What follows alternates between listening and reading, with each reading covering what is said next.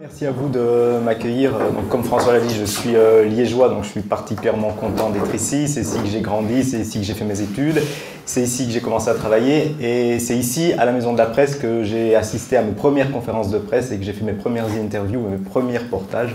Donc voilà, c'est un endroit même un peu symbolique pour moi. Je vais m'asseoir, hein, si vous voulez bien, parce que je ne vais pas tenir debout pendant une demi-heure, ça c'est sûr. Alors on a appelé cette rencontre, la radio se réinvente. C'est pas moi qui ai choisi le titre, mais le titre est très bien choisi. C'est toi qui as choisi, François, peut-être? Non.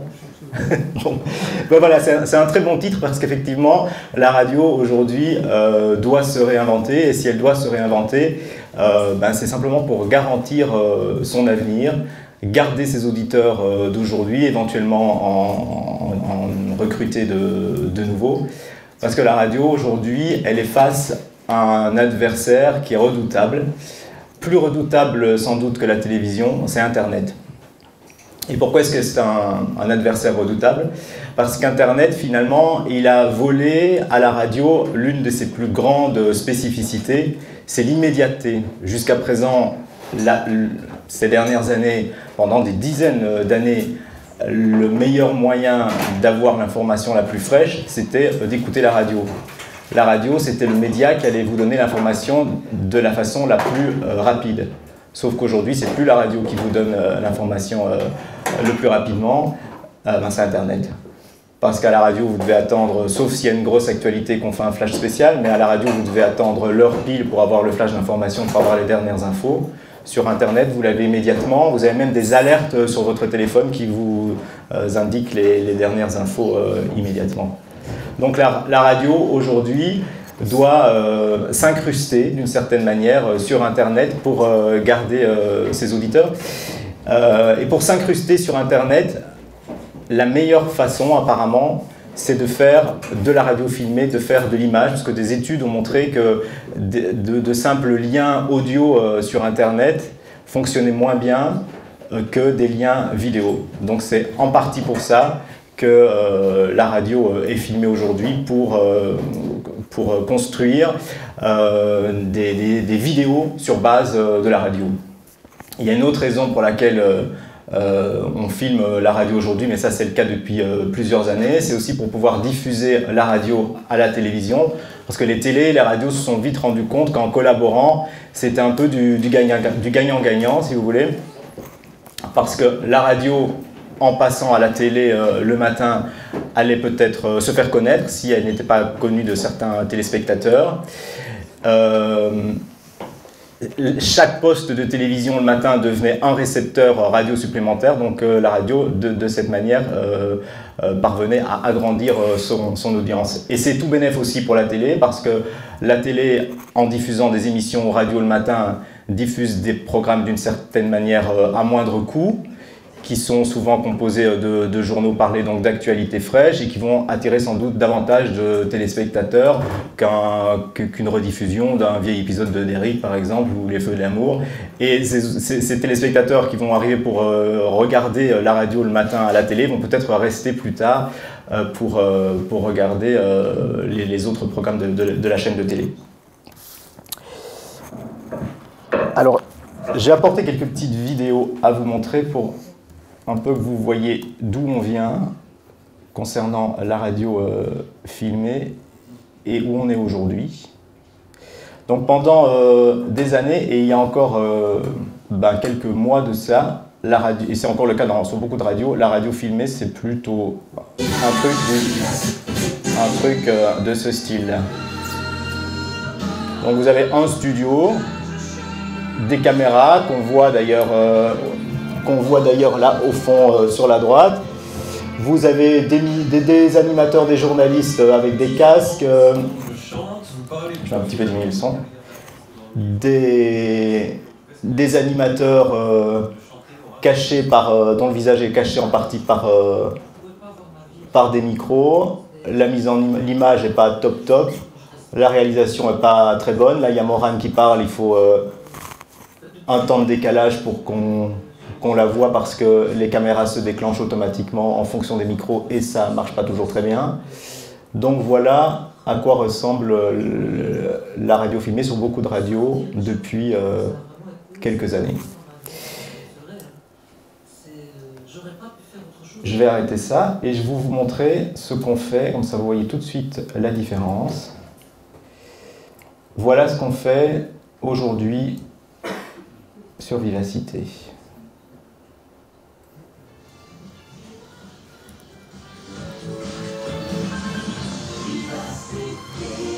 Il est 8h et à la une de l'actualité ce matin, l'ambiance des grands jours à Binche. Les Gilles sont levés depuis très tôt ce matin pour l'apothéose du carnaval. Après leur petit déjeuner arrosé de champagne, ils ont repris la route. Nous allons sur place immédiatement.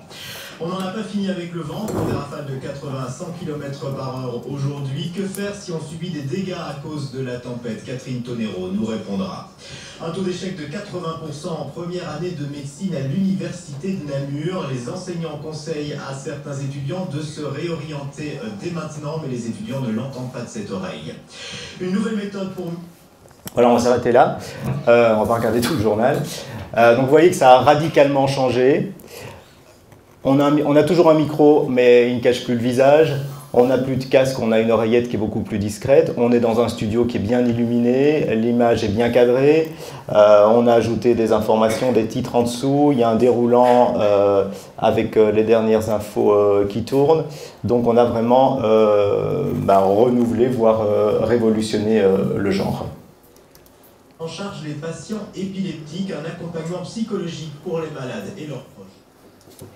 Donc on a décidé d'améliorer la forme, mais on a voulu, dans un même temps, améliorer aussi, pas la forme uniquement pour la forme, mais la forme aussi pour servir le contenu, si vous voulez. Donc depuis quelques mois, donc dans le courant 2015, on a décidé d'illustrer complètement nos journaux radio. Alors il y avait déjà des petites tentatives du genre, des radios qui décidaient d'apporter certaines informations pour rendre le produit un petit peu plus attrayant. Par exemple, je vous montre 2 secondes Europe 1. Attendez, est-ce que c'est un peu compliqué? Voilà, Europe 1 a déjà un petit peu habillé son image. Bonjour Julie, bonjour à tous. Ce matin, en une de vos journaux, alors c'est festival, hein. Bon, c'est l'avantage d'un remaniement, les spécialistes de titrail sont à la fête. On fait beaucoup dans l'hommage au dernier film de Leonardo DiCaprio, hein, dit ce matin, Les Revenants. Mais il y a des variantes. La Nouvelle République, Héros sort du frigo et Ratatouille verte. On a aussi la métaphore façon loisir préférée des Français, Le Parisien, Monsieur Bricolage, Le Figaro, un dernier replâtrage pour finir le quinquennat, 20 minutes, le grand recyclage. Alors il y a aussi Libération, façon sécurité routière, Dernier verre pour la route, et l'Opinion, lapidaire, remaniement lunaire pour fin de règne chaotique. Donc vous voyez que pour soutenir le propos de Natacha Polony, on montre les unes des journaux pour illustrer sa revue de presse. C'est déjà plus intéressant que d'avoir un studio radio vide dans lequel on est distrait finalement par toute une série de choses inintéressantes. Je peux vous montrer un exemple sur RTL à Paris par exemple. Donc là il n'y a aucune illustration et vous allez voir il y a un journaliste qui présente un sujet à côté de Marc-Olivier Fogiel. Pendant ce temps-là il y a Marc-Olivier Fogiel qui cause, qui fait des signes, qui parle dans son petit micro pour communiquer avec la régie, et finalement il y a une autre journaliste qui arrive, elle essuie ses lunettes, elle est en train de se caresser, vous allez voir, et finalement quand on est face à cet écran, on se dit mais qu'est-ce qu'ils font, qu'est-ce qu'ils racontent Fogiel, pourquoi il fait des signes, qu'est-ce qu'elle fout celle-là, et on n'écoute absolument rien de ce qui se dit et de l'essentiel finalement. RTL Soir, édition spéciale. Marc-Olivier Fogiel. Et pour le journal avec Isabelle Choquet, 18h13. C'est donc une nouvelle dont tout le monde se serait bien passé. Nos factures d'électricité vont subir une hausse rétroactive, Isabelle. Oui, le Conseil d'État demande au gouvernement de rectifier le tir sur les tarifs réglementés d'EDF. Sur la période août 2012-août 2013, la gauche de retour au pouvoir avait limité l'augmentation à 2%. Une fois de plus, Philippe Roy-Contensin, la concurrence a protesté et elle est bien cause. Oui, c'est un éternel recommencement de Nicolas Sarkozy à François Hollande quand un gouvernement... Oui, là, le type il est mal cadré, il est caché dans le fond de l'image. Fogiel fait des grimaces, on n'écoute rien de ce qu'il raconte, quoi. On se demande ce qui se passe, on essaie éventuellement de lire sur les lèvres pour savoir ce que Fogiel raconte. Respecter, ce qui va contraindre les ministres de l'économie et de l'énergie de prendre un arrêté d'ici la mi-juin pour combler la hausse insuffisante de 2% décidée par Jean-Marc Ayrault. En 2012, la Commission de régulation de l'énergie avait calculé qu'elle devait être de 5,7% cette hausse afin qu'EDF couvre ses coûts de production.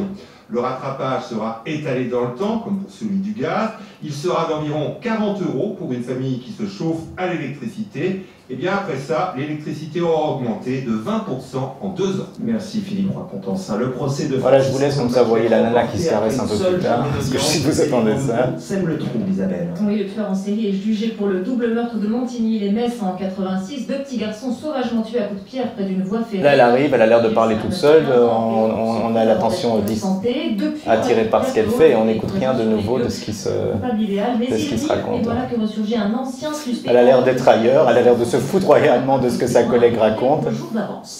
Si vous vous déplacez ce soir en région parisienne, attention, il y a une grève des agents d'aiguillage à Saint-Lazare, grève plutôt bien suivie, seulement 6 trains sur 10 en circulation aujourd'hui et le mouvement est reconduit demain. Notez aussi cette grève des pilotes chez Lufthansa. La compagnie aérienne allemande supprime 3800 vols entre mercredi et vendredi. Et puis un dernier mot quand même sur ce qui sera sans doute l'événement musical du printemps. Dis-nous tout, Isabelle. Un nouvel album de Michael Jackson. Je le croyais mort. Oui, il est mort, mais il a quand même enregistré beaucoup de choses, Michael, avant sa mort. Et donc un nouvel album va sortir le 12 mai, 8 chansons totalement inédites. Voilà, là, Michael Jackson, ça l'intéresse un peu plus, mais enfin, elle est quand même plus préoccupée par ses lunettes que par... Tout à l'heure, voilà. Isabelle Drolet.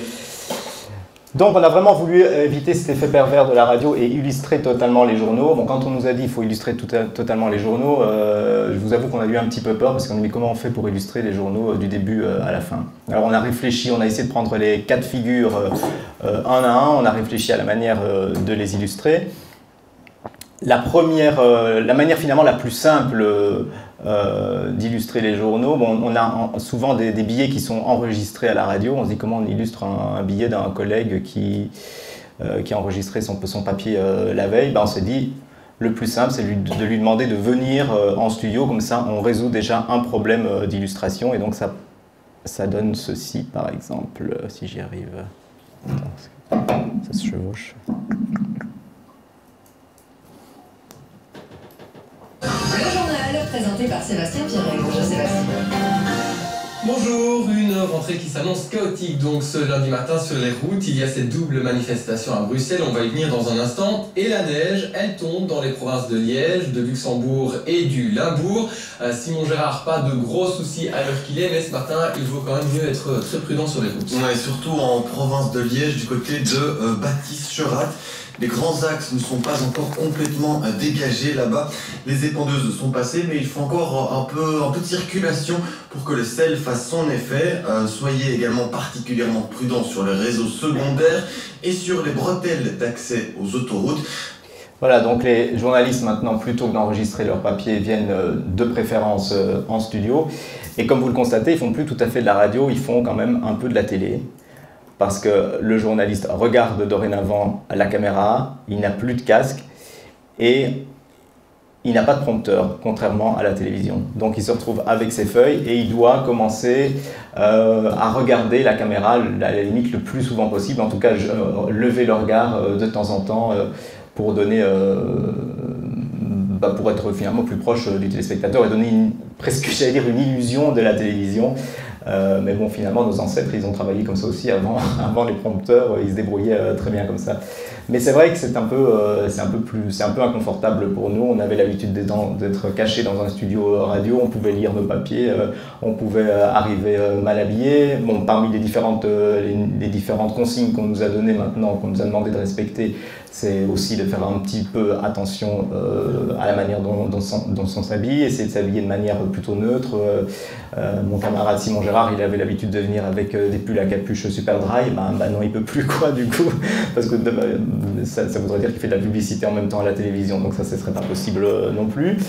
Donc ça, c'est les conditions qu'on nous a imposées. Donc regard caméra le plus souvent possible, pas de prompteur, parfois 2 caméras à gérer. Le présentateur, il a 2 caméras devant lui, donc il doit changer de caméra en fonction du voyant rouge. Plus de casque, effort vestimentaire, et on doit même, figurez-vous, un peu se maquiller pour pas trop briller. Donc bon, c'est pas du ravalement de façade tous les matins, c'est juste un petit peu de poudre pour pas briller, pour pas que le nez brille, pour pas que les tempes brillent. Mais donc voilà, c'est encore une contrainte supplémentaire. Les lunettes, on peut les garder, mais si possible des grandes lunettes pour qu'on voit bien les yeux. Donc lui, c'est un très bon élève, par exemple, et moi aussi. Donc voilà, alors c'est vrai que c'est moins confortable que la radio, comme je le disais, mais bon, ça pimente un petit peu l'exercice. Au début, on se dit bof, et puis finalement, on s'est pris au jeu, et puis on a surtout compris que c'était quand même une manière de garder des auditeurs pour les raisons que je vous ai expliquées tout à l'heure, pour être présent sur Internet, et en sachant que les internautes vont davantage cliquer sur des contenus vidéo que des contenus audio. Donc ça, c'est un premier cas de figure assez facile finalement. Plutôt que d'enregistrer un papier, on vient le faire en direct, en plateau. Maintenant, si on a une interview, que ce soit une interview enregistrée ou une interview qu'on réalise en direct, par téléphone, bah, la solution, elle est finalement assez simple aussi. C'est de mettre une photo de l'interlocuteur avec son nom et sa fonction, à condition, évidemment, de trouver d'abord la photo de cette personne. Alors, si c'est une personnalité connue, si c'est une personnalité politique, il n'y a pas de problème, on va trouver la photo facilement. Si c'est une personnalité qui intervient régulièrement dans les médias, comme Benoît Godard de l'Institut de la sécurité routière, on le voit à tout bout de champ, donc on va de toute façon trouver une image, ne fût-ce que dans un reportage télé, on peut faire une capture d'écran et récupérer l'image, on peut chercher sur Internet. Et si on ne trouve pas d'image, l'une des solutions, ça nous arrive parfois le matin, c'est de téléphoner à la personne interviewée pour voir si elle peut nous envoyer une photo d'elle par Internet et on la balance à l'écran. Je vous montre un exemple. Avec nous au Comment ça, voilà. Avec nous au téléphone ce matin, Olivier Bogart, ce commissaire à la Computer Crime Unit, l'unité de la police fédérale qui fait respecter la loi sur Internet. Bonjour Olivier Bogart. Bonjour. On vient de l'entendre, la police agit dans ce genre de cas. Quand on harcèle quelqu'un sur Internet, même si on est adolescent, on peut être poursuivi. Oui, tout à fait, effectivement, à partir du moment où, comme la dame l'évoquait dans la... Voilà, donc on a sa photo, on a son nom, sa fonction, une petite image d'illustration, et le problème est résolu. De parler, eh bien, les autorités peuvent, et la police en l'occurrence, peut ouvrir une procédure à destination du procureur du roi qui pourra ordonner, par exemple, des devoirs d'enquête qui vont venir vers nous à la Computer Crime. Et même plusieurs images d'illustration, c'est pas plus mal. Pour les identifications techniques permettant de remonter à l'auteur. Et les adolescents ne sont pas toujours conscients de la gravité de leurs propos? Non, il y a un phénomène qui est assez récurrent, c'est celui...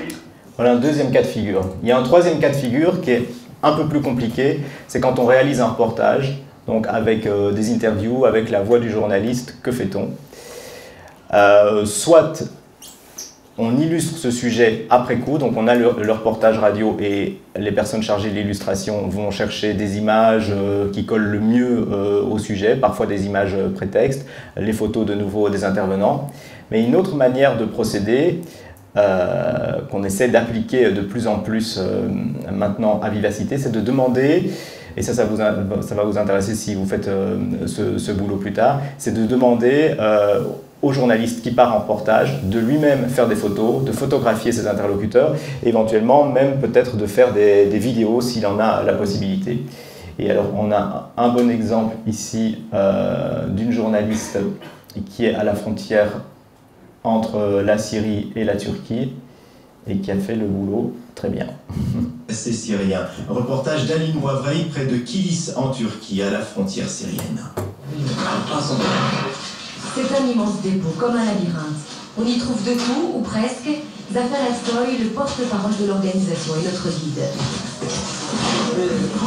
Oui, regardez, ici il y a par exemple des colis pour les soins des bébés. Il y a des langes dedans, des biscuits, mais aussi des lingettes. Tout est envoyé à quelques kilomètres d'ici, de l'autre côté de la frontière, où des milliers de Syriens affluent. Beaucoup de femmes, des enfants, dans un no man's land où tout est à construire le plus vite possible. Oui, on continue de monter de nouvelles tentes. En 24 heures, on en a construit 200 pour subvenir à leurs besoins. 90 camions nous permettent d'acheminer les besoins de première nécessité, de la nourriture. Par exemple, ces pommes de terre, on les utilise pour préparer des repas chauds. C'est dans ces murs aussi que l'organisation cuisine du boulgour, des légumes, dans d'immenses casseroles.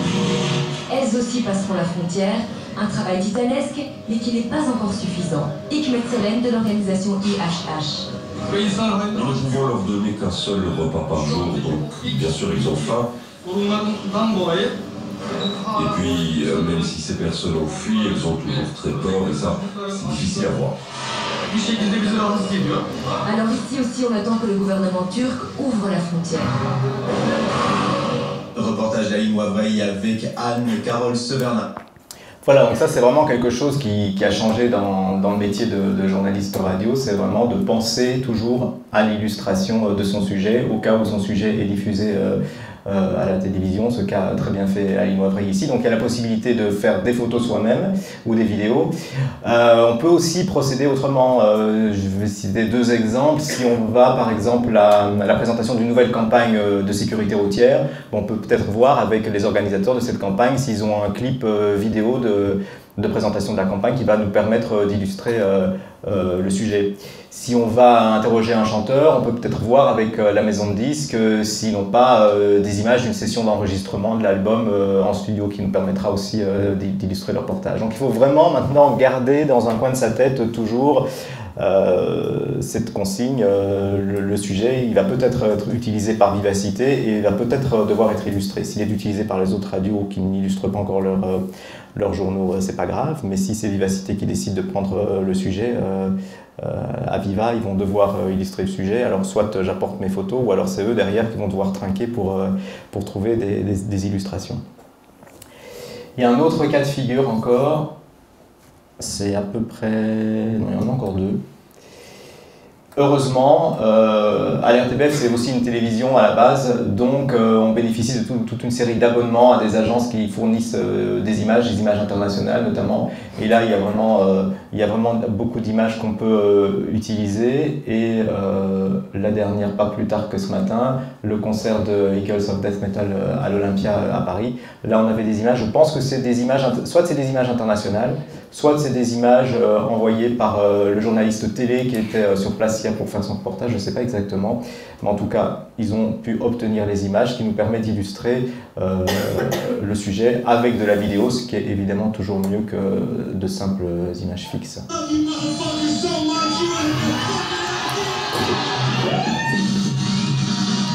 Je vous aime, je suis un Parisien, mais aussi le seul moment de silence, de recueillement en pensant aux victimes.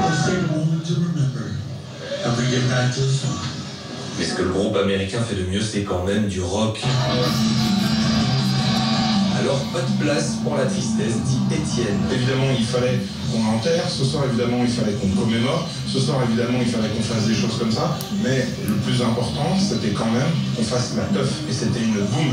C'était une boum de quadra. Et Sébastien conclut. J'avais très peur de sentir en fait que les gens étaient tristes. Comme dirait une amie que j'ai croisée, qui appréhendait pour le coup, franchement, on aurait regretté de ne pas être là. Mettre le drame derrière soi tout en admettant la douleur, notamment celle des survivants qui n'ont pas pu franchir la porte de l'Olympia, trop de souvenirs. Ce retour des Eagles of Death Metal à Paris, ces retrouvailles entre amis, chacun en avait besoin, en célébrant ce qui comptait déjà avant le 13 novembre, la fête et le rock. On va pas se le refaire une deuxième fois. Et alors le dernier cas de figure, c'est de nouveau en collaboration avec la télévision. Quand des événements se passent le matin, on peut maintenant faire appel aux journalistes de télévision qui sont sur place pour intervenir en duplex vidéo dans nos journaux qui sont à la fois des journaux radio et des journaux télé. Et on l'a fait récemment pour le carnaval de Binche. Elle est où cette vidéo? Voilà, duplex vidéo.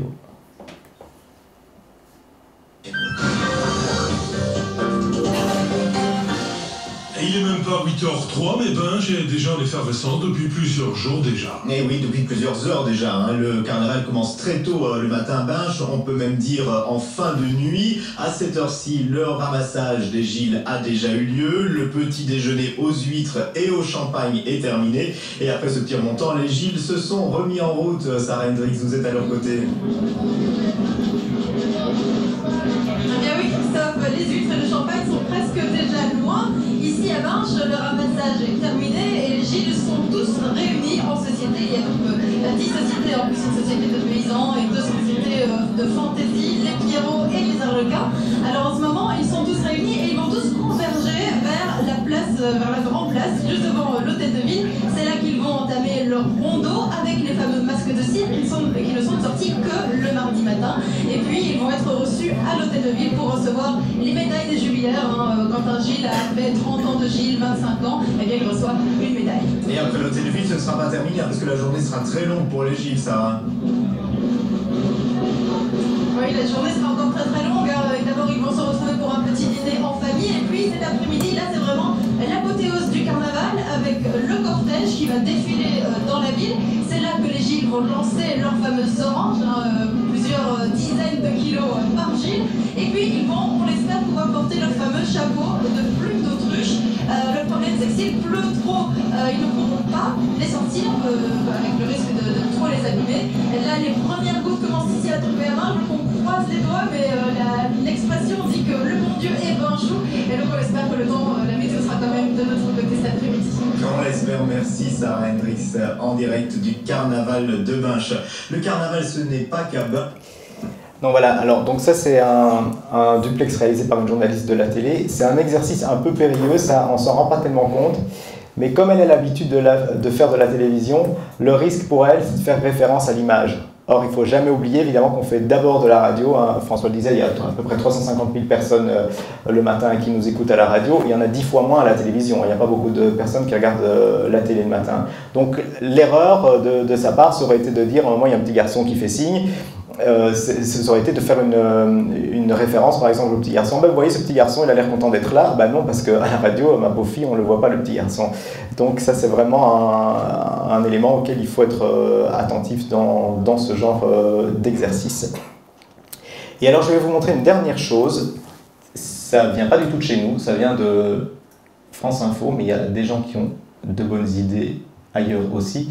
C'est une autre manière d'illustrer un sujet radio. Vous allez entendre, c'est tout à fait un sujet qui peut passer en radio sans aucun problème et qui est illustré cette fois par des dessins.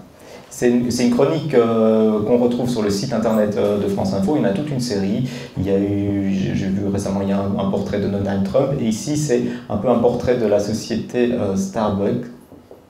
Et vous allez voir, moi je trouve que c'est assez sympathique et qu'on devrait appliquer ça à l'RTBF. Idéalement. Starbucks est la plus grosse chaîne de café dans le monde. 19 000 boutiques environ, 200 000 employés qu'on appelle des partenaires. Le groupe est coté au Nasdaq. Son chiffre d'affaires est d'environ 15 milliards de dollars, bénéfice 2 milliards. Mais Starbucks, ça n'a pas toujours été aussi gros. Ça a même commencé tout petit en 1971 à Seattle, aux États-Unis. Au départ, il y a 3 amis qui en ont assez de boire du jus de chaussette en guise de café. Ils sont obligés de faire venir leur café de Vancouver, juste en face au Canada. Alors ils décident de lancer un magasin de bon café où les clients viennent s'approvisionner. C'est décontracté, il y a du choix et ça fonctionne. Mais en 1980, il n'y a que 4 magasins Starbucks dans Seattle. Tout va changer dans les années 80. Un homme appelé Howard Schultz entre dans l'affaire et fait passer Starbucks à la vitesse supérieure pour en faire des lieux de vie, des salons où l'on peut boire des expressos comme en Italie. L'entreprise se développe dans tous les États-Unis, puis à l'international. Elle arrive finalement en France en 2004 et aujourd'hui, elle compte 90 boutiques. Starbucks joue sur le côté cool pour mieux vendre, pour séduire une clientèle urbaine, branchée, aisée et concernée par le monde qui l'entoure. Starbucks se vante de faire du commerce équitable avec les producteurs de café, de faire du recyclage de déchets, de travailler les rapports sociaux, par exemple en finançant les diplômes de ses salariés sous certaines conditions. Sur le site de Starbucks, il est écrit ceci: nous avons 2 objectifs, partager un café de qualité avec nos amis et participer à rendre le monde un peu meilleur. C'est un beau slogan, oui, mais Starbucks n'est pas pour autant irréprochable, car derrière la com, il y a une société qui est poursuivie par les autorités européennes pour ne pas payer ses impôts comme elle devrait le faire. Et ça concerne plusieurs pays d'Europe, la France par exemple. Starbucks ne paye pas d'impôts sur les sociétés depuis son installation chez nous, car elle ne fait pas de bénéfices. Et pourtant ça marche en France. Le chiffre d'affaires n'arrête pas de monter, mais voilà, par d'habiles tours de passe-passe financiers, la maison mère Starbucks fait payer beaucoup de choses à ses filiales qui ne parviennent pas à faire des bénéfices dans les pays concernés. En France, en Allemagne, en Grande-Bretagne pendant longtemps. Quant à l'argent récupéré par la maison mère, il ne va pas aux États-Unis où il serait lourdement taxé, mais dans un pays européen, les Pays-Bas, où la fiscalité est très accommodante. C'est aussi ça, Starbucks. Voilà, donc c'est une séquence qui peut tout à fait passer en radio, qui se tient toute seule en radio, mais là, avec l'image, finalement, l'image, les dessins soutiennent même le propos, on comprend encore mieux le sujet grâce au dessin, donc ça apporte véritablement un plus aux personnes qui vont regarder cette vidéo sur Internet, donc c'est vraiment, je trouve, un très bon exemple.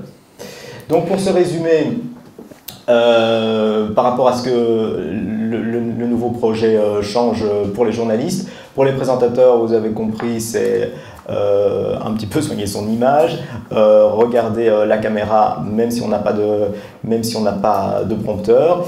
Et pour les reporters, c'est essentiellement penser toujours je dois illustrer mon sujet, on va peut-être devoir illustrer mon sujet, donc je dois faciliter le travail de mes petits camarades en faisant des photos. Ce qui change aussi, c'est que finalement de nouveaux métiers ont été créés grâce à ce projet. Le matin, on a 4 journaux à illustrer et on a 3 personnes supplémentaires dorénavant qui sont là pour illustrer les sujets. Donc ils vont chercher dans les banques d'images, dans les banques de photos, la manière d'illustrer les sujets. Ça peut vous intéresser aussi, peut-être même pour commencer avant d'être véritablement journaliste, parce qu'il faut quand même une fibre journaliste, je trouve, pour faire ça, puisque si on remet une image, avec nous au téléphone, c'est eux qui rédigent, ça se voit pas très bien. C'est eux qui rédigent par exemple les informations qui défilent en bas dans le bandeau gris. C'est eux qui rédigent les titres aussi. Donc il faut quand même suivre l'actualité et, comme je disais, avoir une fibre journalistique pour faire ce boulot. Et ça peut être éventuellement une porte d'entrée dans une rédaction radio. Et alors, une dernière chose, vous rappelez que dorénavant, il y a des caméras à peu près dans tous les studios radio, donc il ne faut pas l'oublier. Il ne faut pas faire comme Christiane Taubira, qui était sur France Inter il y a quelques temps, et qui, de toute évidence, a oublié qu'il y avait des caméras dans le studio. De Bordeaux. Bonjour Romain. Oui, bonjour. Vous êtes d'Inter, je crois, vous avez entendu la ministre, est-ce que vous êtes rassuré? Absolument, ce sont des propos qui vont droit dans nos cœurs parce qu'en ce moment, la situation dans nos offices, dans nos instances, c'est très dur. On se sent mis à l'index, on sait quoi. Et voilà. Je souhaiterais vraiment que Madame la ministre nous rassure et en tout cas nous fasse part de son attachement à notre système juridique. Voilà, ne pas tomber dans le piège. Ben, j'en ai terminé. J'espère que vous avez plein de questions. François, je sais qu'il en a plein, mais... Merci.